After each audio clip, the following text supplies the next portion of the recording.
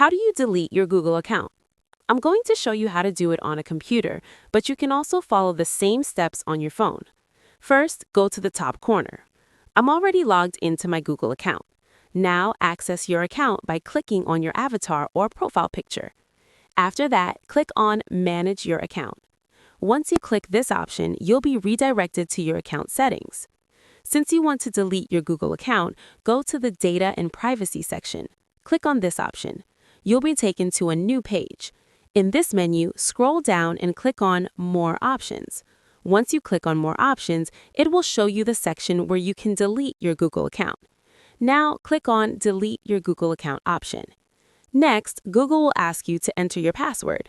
Enter your password and click to continue. After that, you'll reach the final part where you can delete the account.